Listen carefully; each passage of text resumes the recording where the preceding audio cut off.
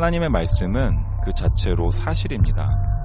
하나님이 말씀하시니 천지가 창조되었고 하나님이 말씀하시니 전 세계적인 대홍수가 일어났습니다.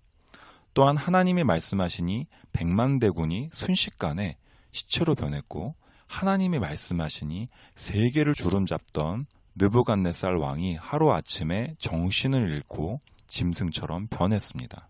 또한 하나님이 말씀하시니 지구의 자전이 반대로 10도나 이동한 사건도 있었고 또한 하루 동안이나 자전이 멈춰버린 사건도 있었습니다. 그야말로 전능하다고밖에 볼 수 없는 것입니다.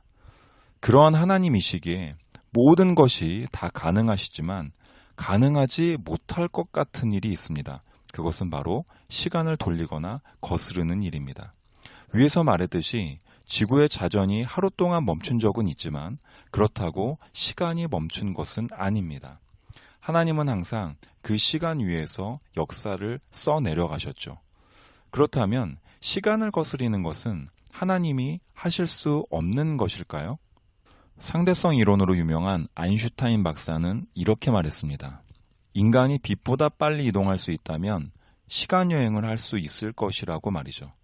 그런데 그 빛을 만드신 분이 누구십니까? 네, 바로 하나님이십니다. 그렇다면 하나님이 그 빛보다 빨리 이동할 수 있지 않을까요? 또한 단도직입적으로 시간이란 법칙을 만드신 분이 바로 하나님이신데 이것을 마음대로 하시는 것이 불가능할까요? 빛을 만드시고 시간을 만드신 분이 그 창조물들 위에 초월하여 존재한다는 것은 틀림없는 사실일 겁니다. 그렇다면 상상을 해봅시다. 창조 때로 돌아가서 하나님이 아담과 하와를 만들기 전으로 가서 아담은 만드셨지만 하와를 만들지 않으셨던 겁니다. 아니면 둘 다 만들었지만 선악과를 두지 않거나 말이죠. 왜냐하면 그 뒤엔 일들은 이미 아시기 때문이죠. 그래서 아담은 지금까지 선악과를 손도 대지 않았고 살아있지만 평생 독신이거나 아담과 하와가 모두 있지만 자유의지가 없는 동물처럼 살고 있다면 말이죠. 그렇다면 지금은 과연 어떤 세계일까요? 또한 무엇이 선하고 무엇이 악한지 알 수 있을까요? 또 하나님의 사랑이 어떻게 증명되었을까요? 그런 하나님의 인간의 사랑의 역사는 어떻게 쓰여졌을까요? 이게 다 무슨 의미가 있을까요? 영화 엣지 오브 투마로우에 보면 어떤 외계 종족이 지구를 침범했는데 인간은 도저히 이 외계 종족을 이길 수 없는 겁니다. 왜냐하면 그들은 그 다음에 일어날 일을 모두 알고 있었으니까요. 그들의 능력은 자신이 죽임을 당할 때 하루 전으로 돌아가서 어떻게 좀 더 나은 상황으로 전쟁을 이끌지 끊임없이 시뮬레이션을 할 수 있는 능력이었습니다. 그들은 전지하지 않기 때문에 계속 되풀이되는 하루와 죽음을 경험해야 했던 거죠. 그런데 하나님은 전지하시죠. 그럴 필요가 없습니다. 하나님은 사람을 만드시고 동산 중앙에 선악과를 두셨을 때 먹지 말라고 엄하게 경고를 해도 언젠가 선악과를 먹을 수도 있음을 아셨습니다. 그럼에도 불구하고 그것을 만드신 것은 진정한 자유의지를 통해서 하나님과 신실한 관계를 유지할 수 있기를 바라셨던 겁니다.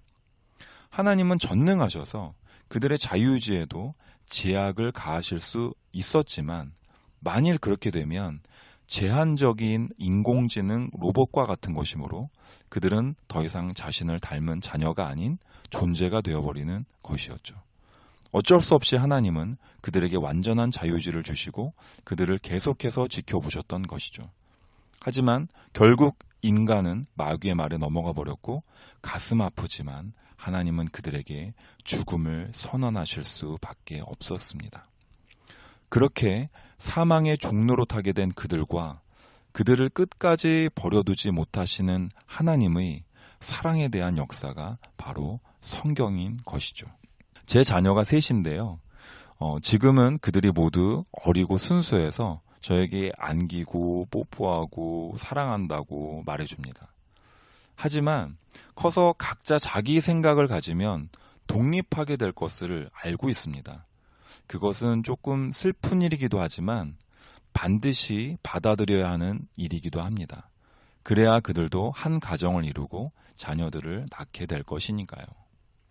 마찬가지로 이러한 역사들은 필연적인 사랑에서 출발한 것이기에 그것을 되돌릴 수 있다고 한다면 그것이 무슨 의미가 있을까요?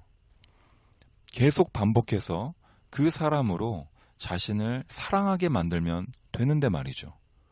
그럼 그게 과연 사랑일까요? 영화 어바웃 타임을 보시면 주인공은 시간을 되돌리는 능력이 있었습니다. 그래서 사랑하는 사람을 얻기도 했죠. 하지만 자꾸 시간을 되돌릴수록 그 하루에 대한 설레임과 사랑하는 사람과 겪는 모든 행복의 의미가 없어지기 시작하는 것을 깨닫게 됩니다. 결국 그는 시간을 되돌리는 능력을 사용하지 않게 되었죠. 이와 같습니다. 모든 것을 초월하시는 하나님이 시간을 거슬 수 있음에도 하시지 않는 것은 이렇게 슬프고 아픈 역사 속에서도 우리를 사랑하시는 그 마음이 더 크시기 때문입니다. 왜냐하면 시간을 되돌리는 순간 지금까지의 우리도 사라지니까요. 하나님은 이미 한 번 비슷한 일을 행하시고 후회하셨습니다. 바로 대홍수를 일으키셔서 하나님의 마음에 합한 한 가정만 남기시기로 하신 것이죠. 물로 인간을 멸하시기 직전에 사람들의 악함을 보고 그들을 만드신 것을 한탄하셨지만 그들을 다 수장시켜 버리신 후에는 다시는 그렇게 하지 않으시겠다고 무지개를 만들어 약속까지 하셨죠. 그만큼 그 사건을 행하신 것에 하나님이 마음 아파하셨다는 증거입니다. 시간을 되돌리는 것, 곧 우리도 없어지는 일입니다. 그 모든 사랑의 역사도 함께 사라지는 일입니다. 제 아들이 6살인데요. 전혀 말을 하지 못하는 자폐 스펙트럼을 가지고 있습니다. 하루에도 몇 번씩 징징거리고 울기도 하지만 그 아이가 뭘 원하는지 다 알 수 없어서 곤욕을 치를 때도 많죠. 온 가족이 외출할 때에도 많은 제약이 따르고 주중에도 상담을 받으러 여기저기 다녀야 합니다. 하지만 한 번도 그 아이를 가진 것을 후회한 적은 없습니다.